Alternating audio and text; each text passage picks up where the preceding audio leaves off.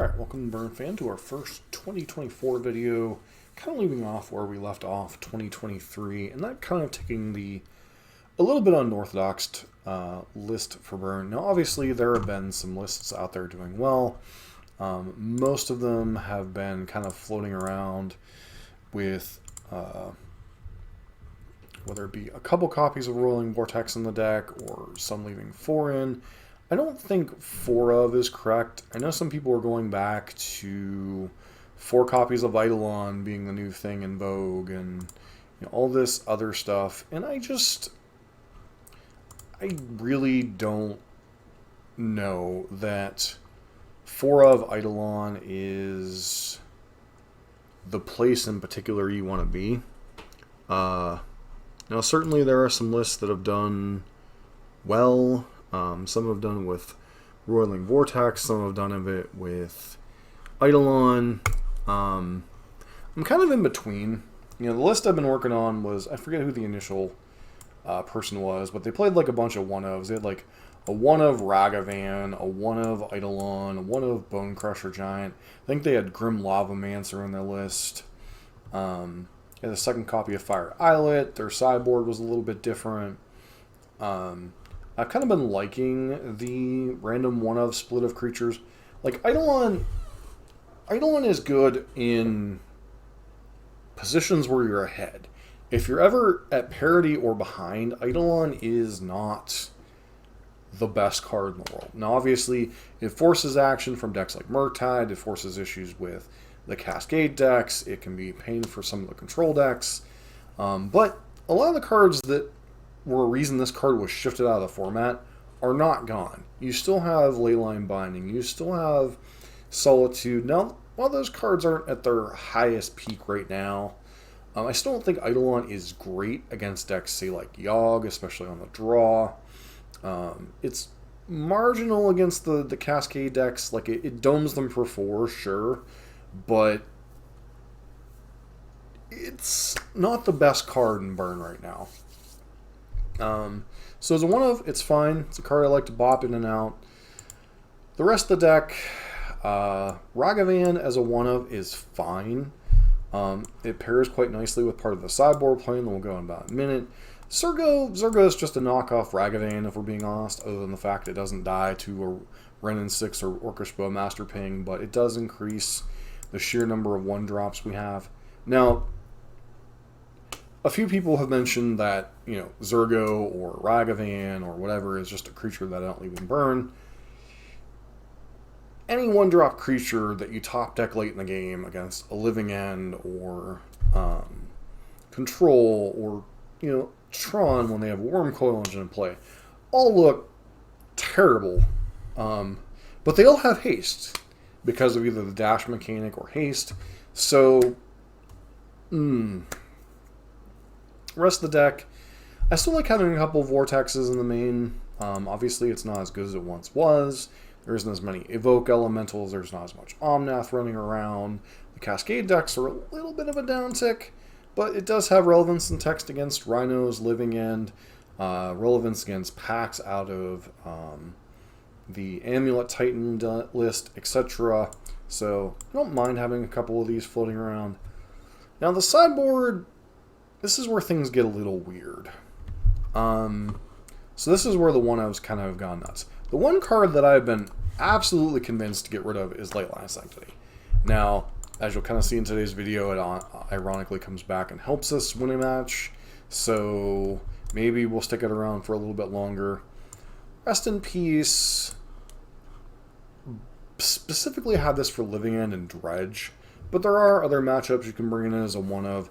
I think the thing with one-ofs is, like, it doesn't punish you for drawing multiple copies, which certain cards like Rest in Peace, Leyline, etc. don't do well in multiples. So having it as a one-of to draw is fine.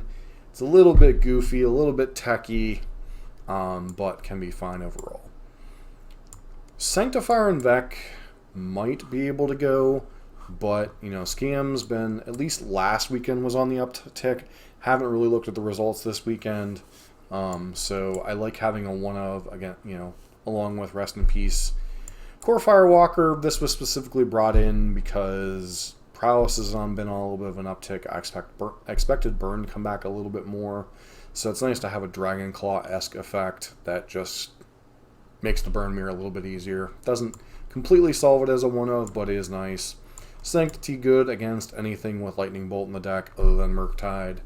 You know, it's an okay card against Scam with the Grief openings and those kind of things, as well as bolts, but it's more for red aggro-based mirrors. Exquisite Firecraft. Red decks or blue decks are a thing. Having this as a 1 or a 2 of in your sideboard is nice. Smash to Smithereens along with Wear Tears. Urza Saga decks are still a thing. Hardened Scales is still out there. Hammer is out there, albeit not as much. And Wear Tear can be nice against Amulet, blowing up Urza Sagas, blowing up Dryads. Not the be-all and end-all in that matchup, but certainly helps slow them down potentially a little bit. Blood Moon and Megas of the Moon are angle of attack Burn doesn't usually like to touch. And normally I would be kind of opposed to playing these cards in the sideboard, but Amulet is the best deck in the format. And Burn has a terrible Amulet matchup. And it randomly hits opponents who are not expecting it. Whether it be, you know, maybe you could spike a Rhino's opponent with it, or the problem in a lot of matchups is people are going to be fetching basics against Burn anyway. So it's not the best, but it helps against Tron. It helps against Amulet. It helps against Coffers a tiny bit. Some of those decks play very non-basic heavy mana bases. And Megas and Blood Moon help in those situations, but mainly this is for Amulet. I would love, if I was trying to fine-tune this list and actually make it the most competitive Burn list, I would, taking this approach. There would be a second and possibly a third Ragavan in my 75 to max the Ragavan into Blood Moon openings on turn 2 just to help the Amulet matchup. One of Chalice, apparently someone's really beeped out. But there's one of Chalice, Cascade matchups primarily. Really no other reason for it to be in the sideboard. And Snaring Bridges, we're still testing this card. I still think it's good in certain matchups, whether it be against Scam, Rhinos, Living End, Murktide. You know, there's a number of matchups where it feels like this card has relevant text. And I don't know that people are going to be actively bringing in too many Force of Vigors and those kind of things against us. So it's nice to have yet another hate card against matchups that sometimes we need to slow the game down. Relic's a weird one. I like it against Murktide. It sometimes slows down them deploying Murktides. And I like it against, helping out against Living End, Dredge, those kind of things. So, do I think this is a part of Burn's ideal sideboard? Not necessarily, but I do think it's a good modal card that if you're building your sideboard with a bunch of 1 of and 2 ofs, is a fine card. Is it a Burn card? No. Is it a hate card? Yes. So, that said, let's get into some matches this week. Alright, quick match 1 with Boros Burn, version I was working on before the new year. So,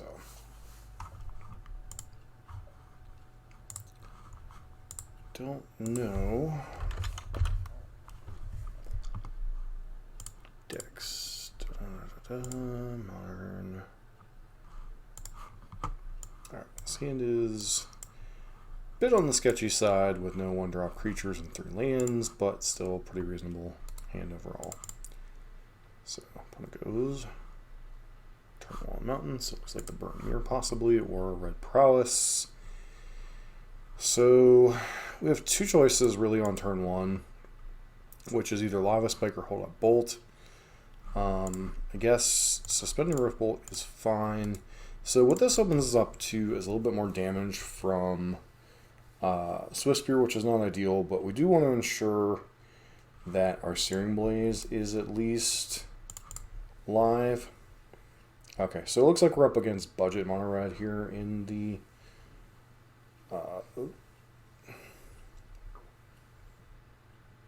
tournament practice leagues or tournament practice room. I'll skewer the critics, which is a fine card. I'm just going to get rid of our opponent's creatures here as mono red burn is a little bit less reach than Boros. Not a lot, but they don't have as much because they're playing things like Seal of Fire. You might see things like Flame Rift out of them, or you might see some of the other 2-mana shock plays. Now the other thing we could have done is we could have played Fiery Islet and taken 2 less points of damage this turn, but I do think because of the Boros Charm in hand, we're eventually going to have to leverage this, getting a shock land. So, while it's not ideal in the Burn Mirror to take the extra damage, I do think overall it was probably worth the price to be paid. That said, we could just get burned out here. So, light up the stage. Okay, so they are Chandra's Incinerator Burn, which basically this is a mulligan here. So, actually, I was gonna say, can they cast Incinerator here? They can. Okay, well.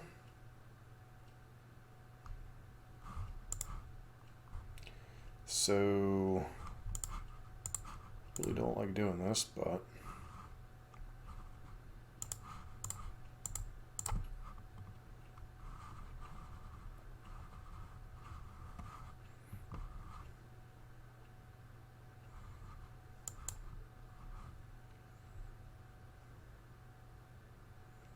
we are having to effectively use 2 cards here. So, if I check it and wouldn't have just done things without thinking, our opponent would be at 9 right now.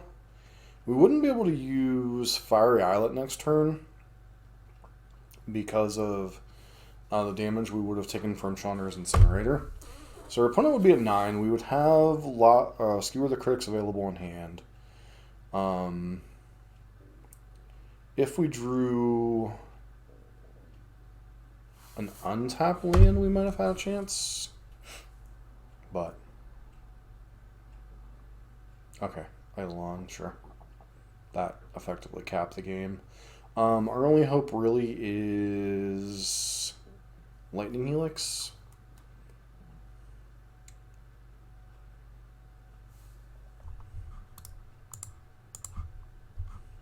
So, alrighty. Cards against the Mirror Match, Leyline, Sanctifier, Core Firewalker. These ones don't make much sense. The Sternbridge doesn't make much sense. Rolling Vortexes are pretty trash. Eidolon on the play I'm inclined to keep in. Eidolon on the draw, obviously, I'm much more likely to board out. I think that's just... I should have boarded down a card, but...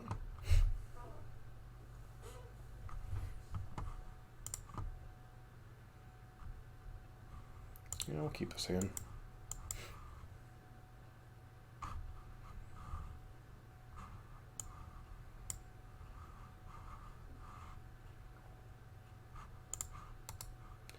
So I'm not playing on a spell here. Like, I could fetch Shock for Goblin Guide here.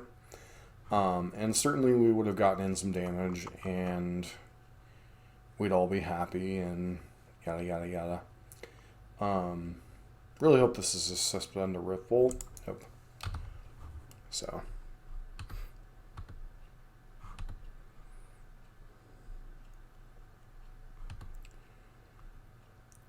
So not only will this save us a couple of life, and yes, it would have dealt our opponent more damage. I understand that. I'm trying to preserve life total here and getting this core Firewalker down. So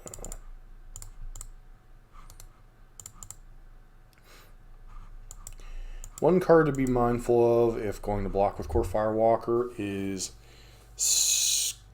Skullcrack, as well as the possibility of Bone Crusher Giant. Our opponent has Dragon's Claw. Okay, that'll be something to know in the future.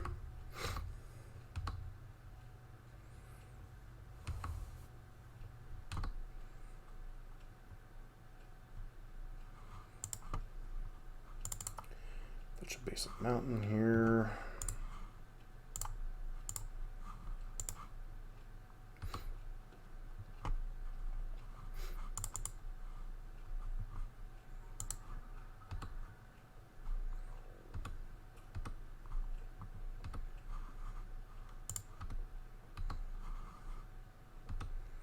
Opponent shows us Blood Moon. Okay.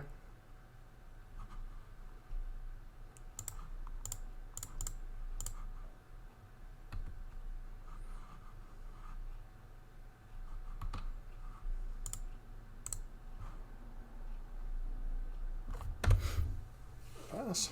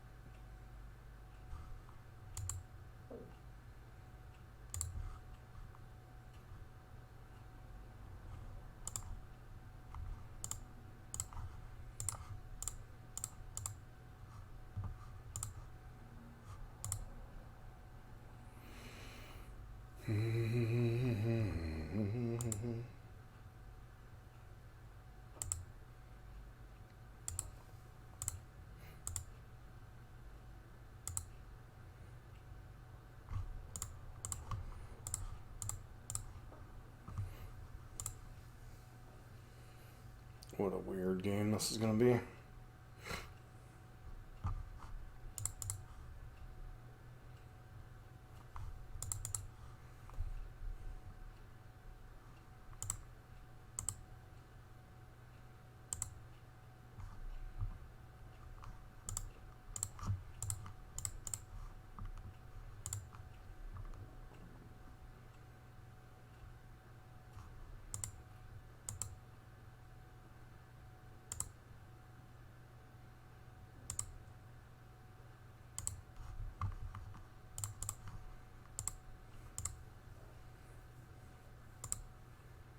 With a risk factor. Okay, yeah, they're just playing straight up mono red incinerator.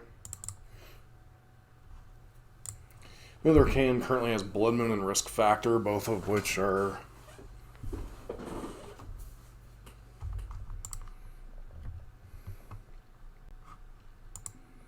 not the best cards, admittedly.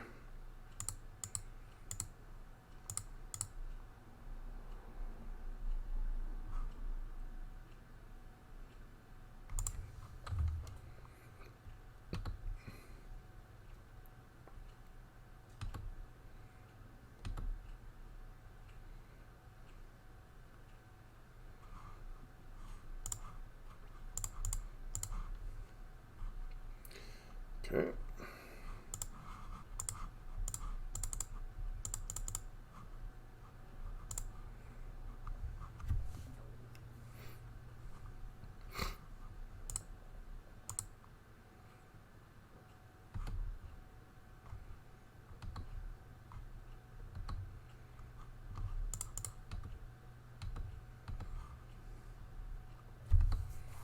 Well, we'll finally hit their next land drop.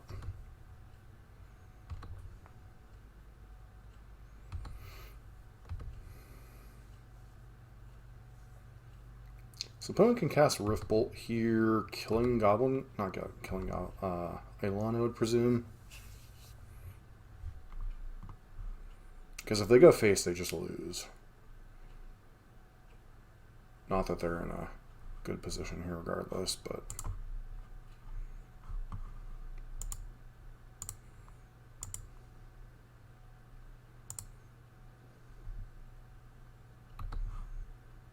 If we'd swung with Core Firewalker, they would just be dead this next turn.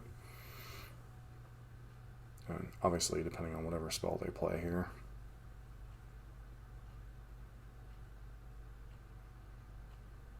But with Risk Factor, Blood Moon, 2 unknowns in hand.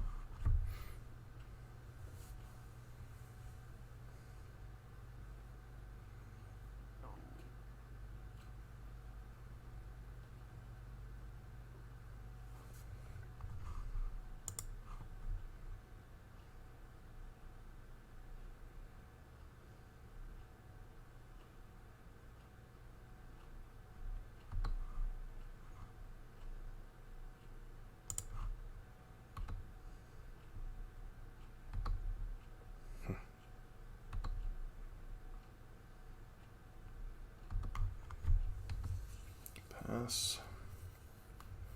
Putting with Blood Moon, Chandra.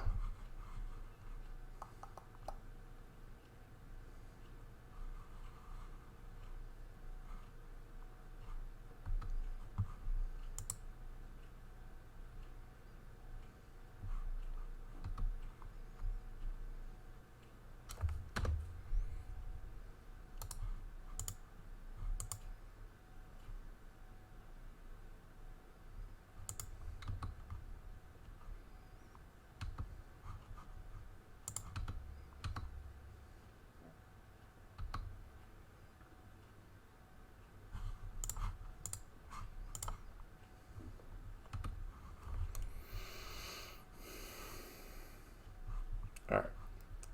Go on to match 3. Bring in Smash. And 1 or 2 copies of Wear Tear. Go down our copy of Eidolon. Not a huge fan of Sectifier in the matchup. Although it could be relevant against something like Incinerator. On the draw, taking out Zergo might make some sense.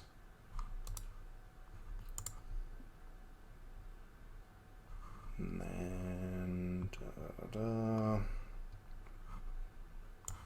one copy of Boros Burn.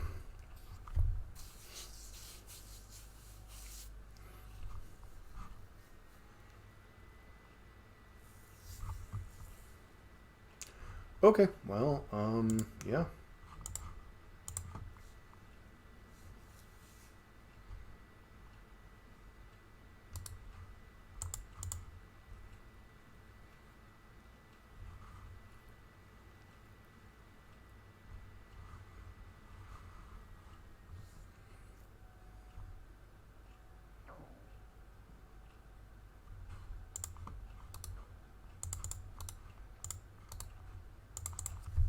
Go ahead and hop onto our bolt here.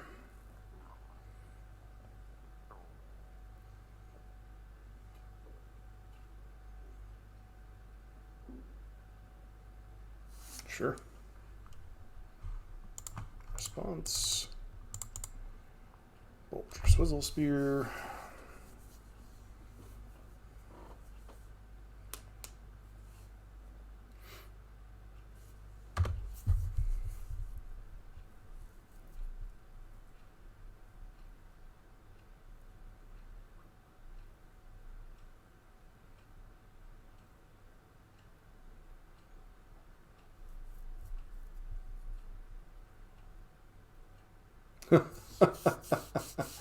Okay, I figured as much that might be a one-turn KO. Alright, match 2. Once again, I'm kind of in the practice rooms today, mostly because, well, after the holidays, we a bit poor, so Zergo, yeah, this will be a good chance to test out Zergo. We are going to have to fetch Shock, which is unfortunate, but I think it's just best to get it out of the way. Go. Hopefully we can curve Searing Blaze. Alternatively, if we don't draw a third land, we may very well have to... okay, so we're up against most likely Asmo of some kind. Could be some style of reanimation shenanigans. The basic forest kind of throws me off a bit, but we're definitely up against Asmo of some kind. So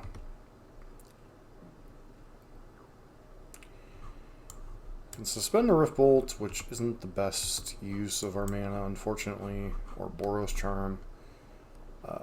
Okay, they just pitch a land, which is interesting.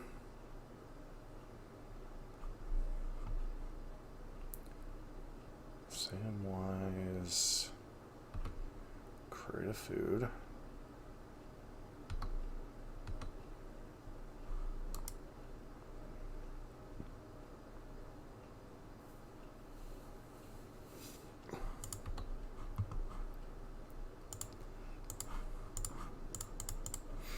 Boros Charm, yeah.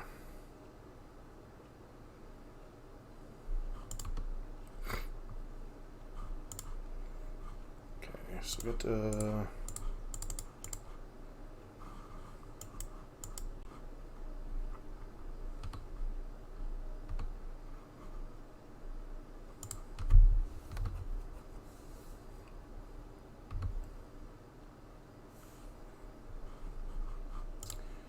Zero here doing a nice job of just being a fill-in for yet another creature on the curve.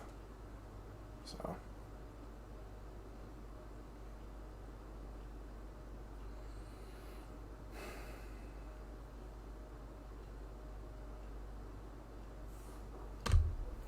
problem is I don't know for sure that we're up against Asmo Reanimator, so it kind of may just be like Samwise combo. So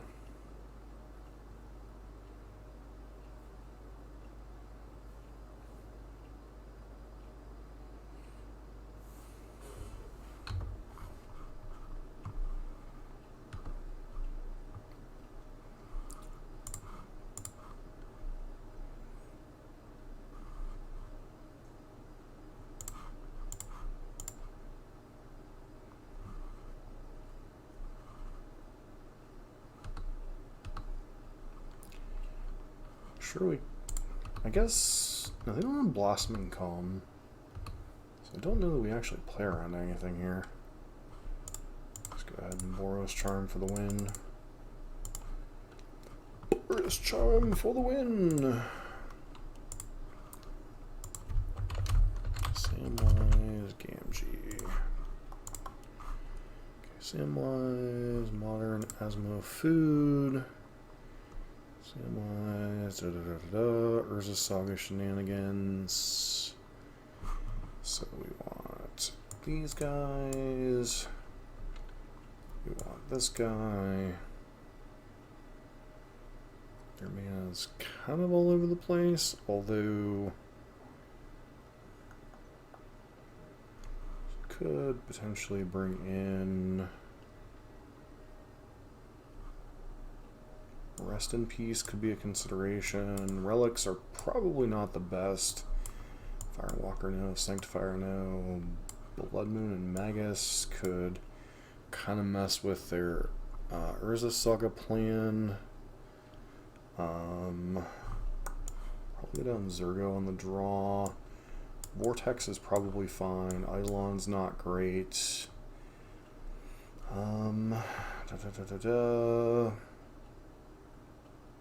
What What else am I shaving as the question mark? Rest in Peace is just middling against everything but Daredevil. So I don't know that I want to go to that route. Let's go down the Boros Charm since I'm boarding in the... Bless you. Boros Charm since I'm boarding in the Magus plan.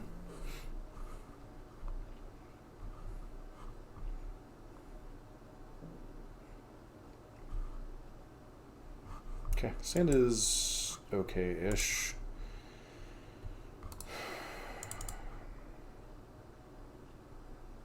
Mm-hmm.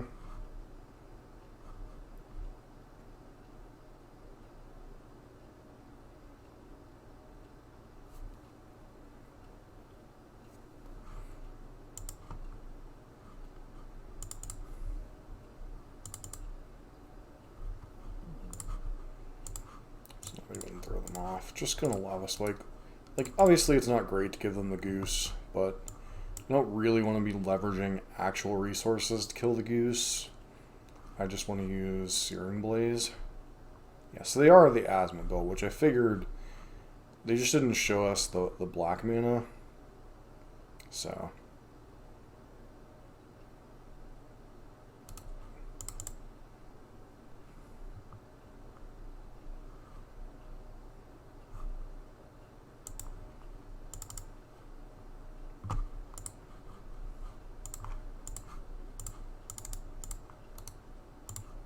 don't want that to survive, because then they just start making a bunch of nonsense.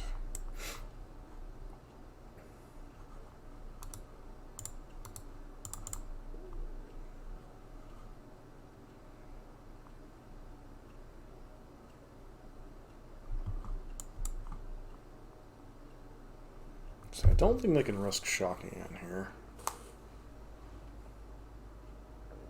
Okay.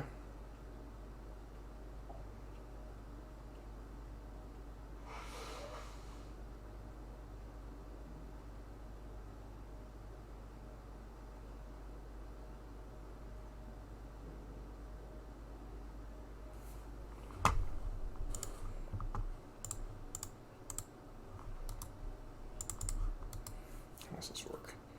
Or if I have to talk her, it's land, you're if you don't. Basically, it's explore for artifacts, cord for 0. Okay, so you're getting Dryad Arbor. Oh, Asmo.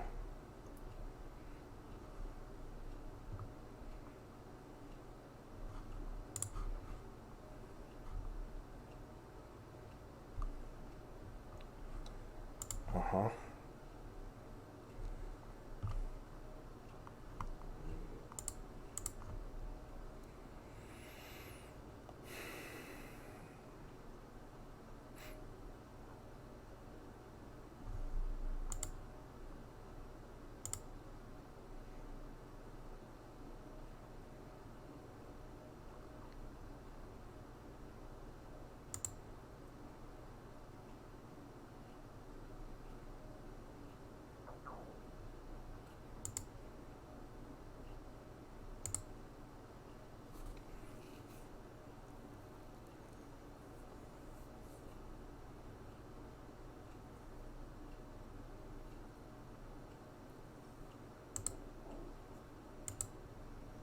So if I understand this situation correctly, they can only sack 1 food token because they would need Goose to do the other one, so they're just dead here.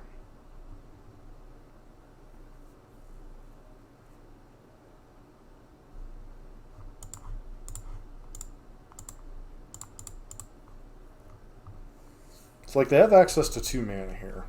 So they could have something random like Weather the Storm or Blossoming Calm and get us, but I don't think I'm playing around something that unlikely out of a deck that's likely assuming that they're making a bunch of food tokens is just good enough.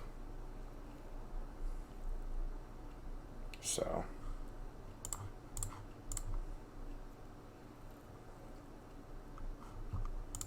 I should have definitely played Swift Spear here there first just to get the triggers. But like I said, I don't think there's anything here that I would play around that would matter. So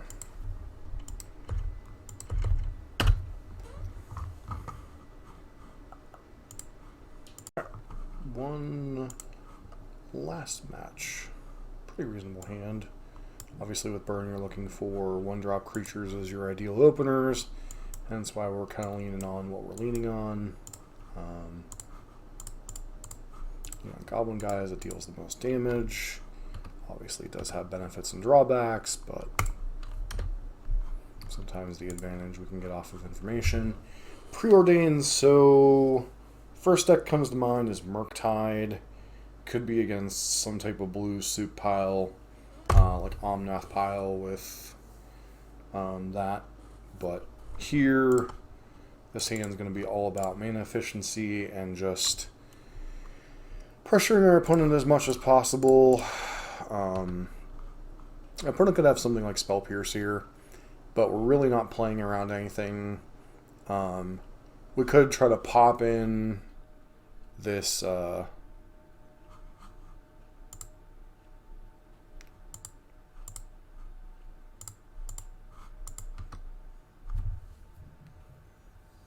okay, so it does look like we are up against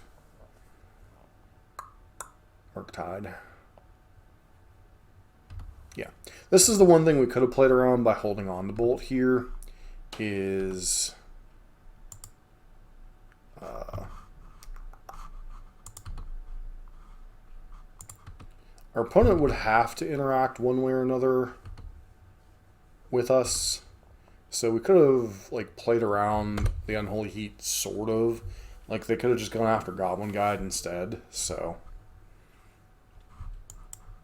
it was a slight timing consideration, but in all likelihood they would have just popped the Goblin Guide instead. Most people don't make the mistake of playing, especially in the early turns when you haven't even played a Lightning Bolt. Most people don't make the mistake of playing Unholy Heat into a potential instant there.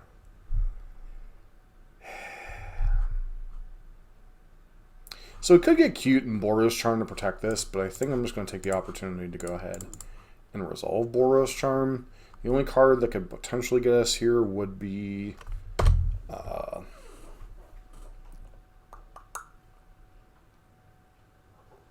Force of Negation. And that probably is going to get us at some point if they have it. And is very unlikely in a what's likely Murktide or Blue-Red Breach shell.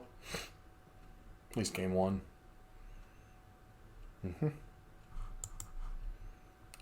So the Murktide matchup gets weird, right? So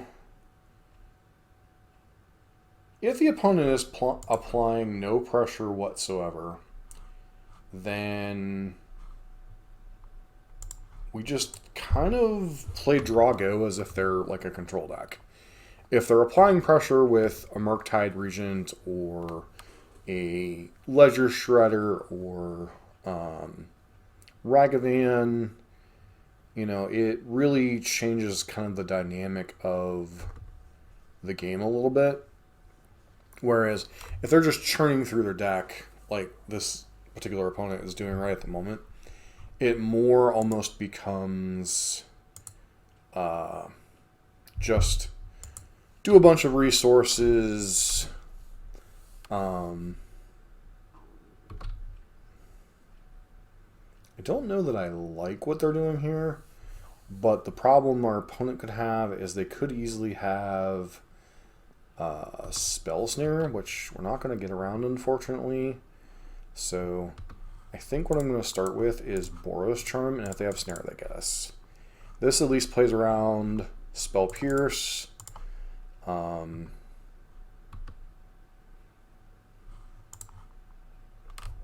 we pass. So we put our opponent to 1, so they cannot crack any more fetches, so they're unlikely to find more red mana. Now the problem we have with this current hand is the fact that we did draw another land. I'm not going to fetch to thin here as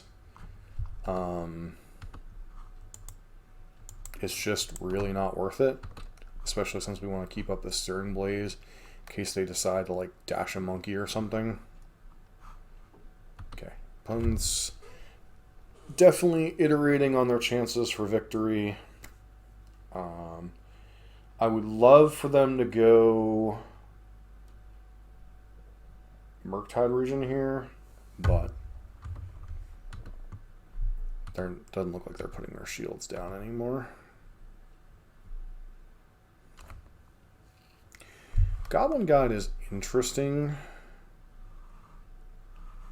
I think we'll go for it, but Stern Scolding could get us here. Yeah. So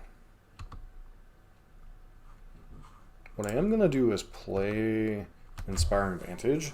It's not the best card in the world, but yeah. Opponents had like literally all the cantrips. So they're formulating almost the God Hand, so to speak, or should be pretty close to formatting God Hand, because this is the third expressive iteration. They're really going to cast Blood Moon? Okay, yeah, sure.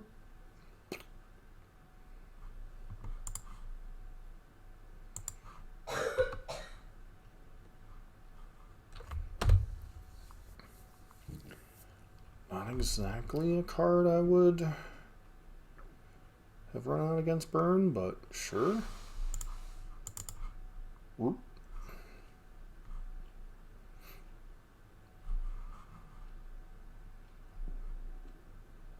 Alright. So against them, we want the relic and relics. We definitely want to test out the bridges more. We definitely want to bring in Firecraft. Now, Rest in Peace is middling. It's okay against shutting down Murktide. Doesn't do much against the rest of their deck. Firewalker is not great. Sanctifier, borderline. These, we don't want any of these in this matchup. Smash the Smithereens, Leyline Sanctity. Chalice is cute. So the only other card we would potentially want is these two. The cards that I want out of my deck, Roiling Vortex is trash. Eidolon's a weird one. Like, if they're on the front foot, Eidolon is terrible. But on the other hand, if they're playing a game like we did last game, and we get into this weird draw-go scenario, it can be fine. But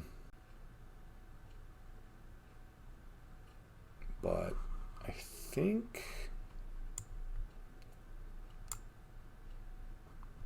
I'll go down a couple copies of Boros Charm. I think I might actually go down a Zergo and bring back in the third Boros Charm. Actually, that doesn't even make sense. So, go like this. Because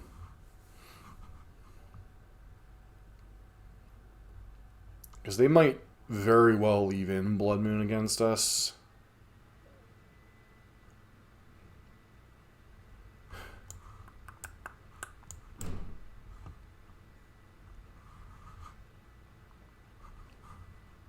Alright, look into that. We're going to try this one. Back up Boros Charm.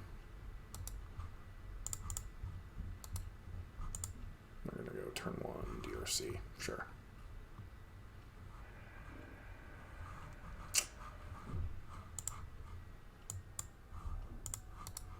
Relic.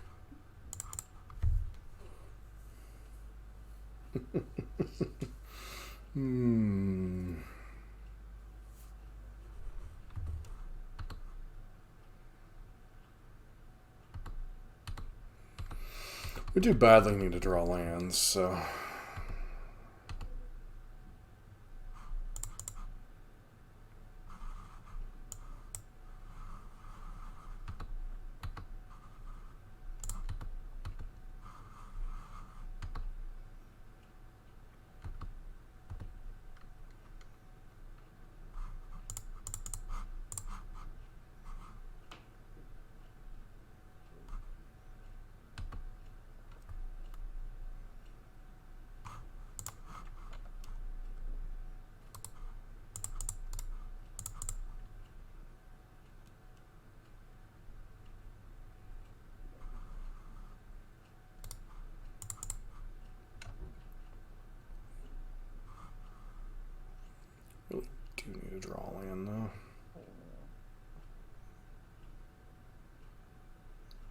Ledger Shredder.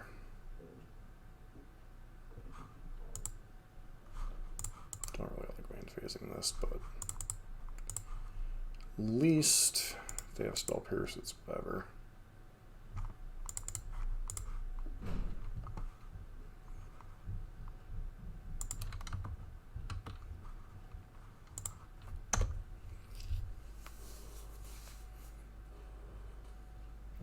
TRC is like the worst of our opponent's threats with a relic in play.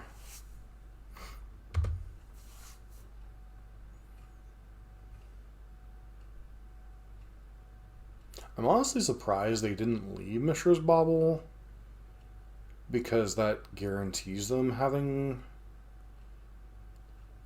Yeah, I don't like this whatsoever.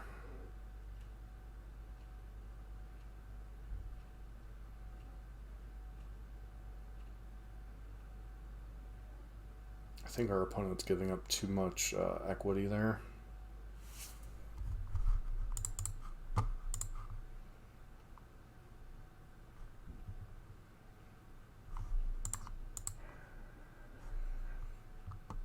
This, I was gonna say, that very well could eat a counterspell.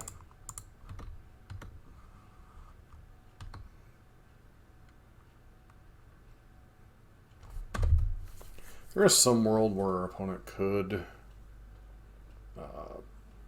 cast a Murktide this turn.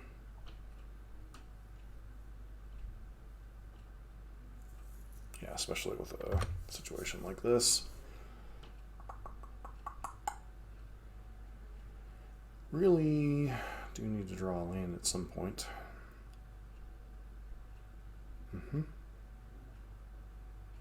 This would be a 3/3 Murktide, so it's not like they'd get a lot out of it, but okay, never mind.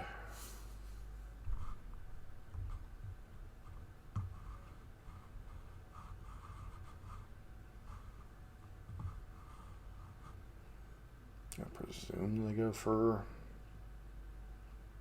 Murktide this turn, which is a 5/5. Yeah,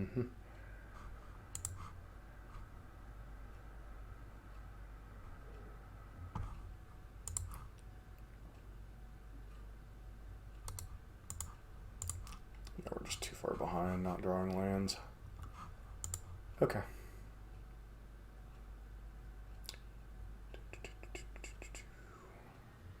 This would make more sense on the play, somewhat. Stern Bridge, not so good on the play. Boros Charm back in. Rest in Peace. May actually be interested in trying one Rest in Peace.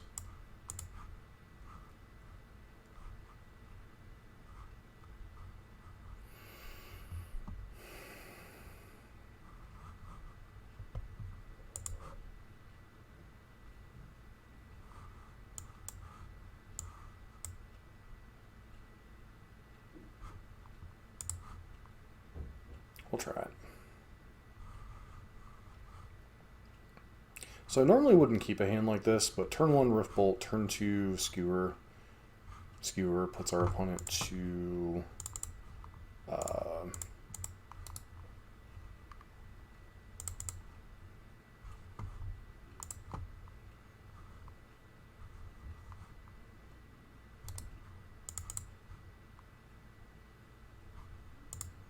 that said, Spell Pierce hurts a little bit here, but because our opponent chose to not crack their fetch, we would be able to trigger Skewers this turn either which way, so this Swift Spear was quite nice. Yeah, you gotta fetch first there, friend. Nice part is, even if they have an Unholy Heat or a Bolt here, this Swift Spear still effectively did them 3. So, like, the end goal of our creature dealing them 3 or more damage, it still succeeded. Well, at least 2 damage, because they still would have had to crack that fetch at some point. So,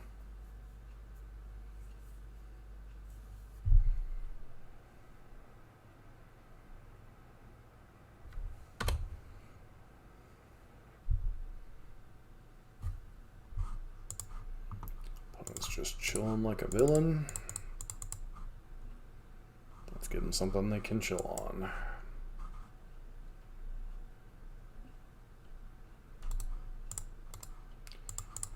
So effectively, they've done nothing with their mana this turn unless they have like a Considerer or something.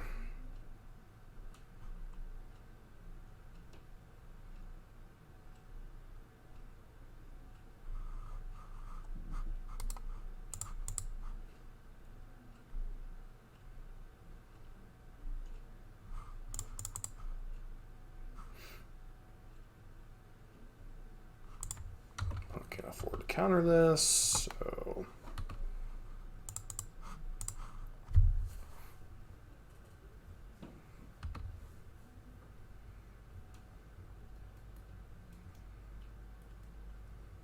Mm-hmm.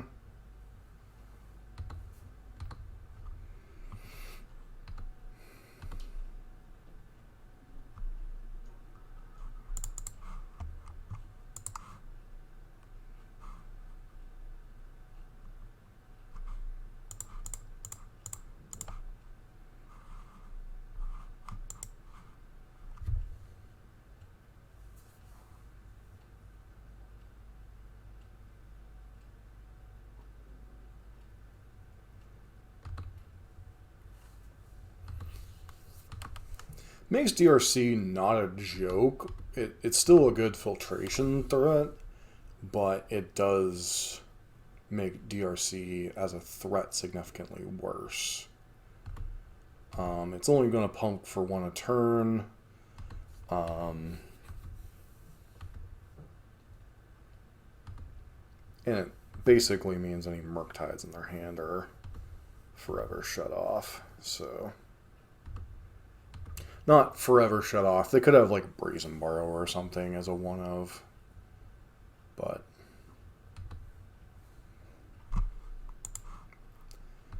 so they put a land in the graveyard. That's interesting because it feels like their limiting factor is mana.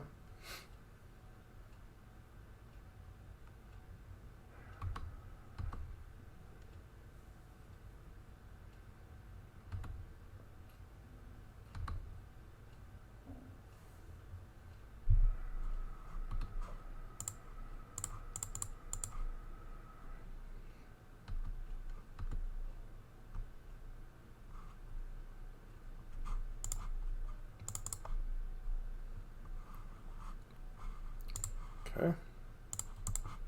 This should basically ensure that they're dead.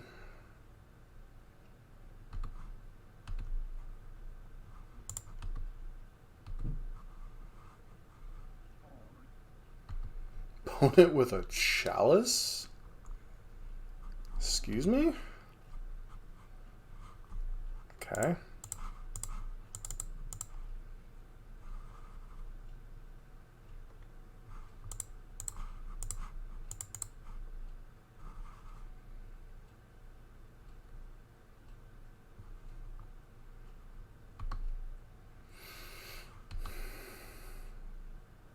That's fine. We fully expected them to have Spell Pierce here.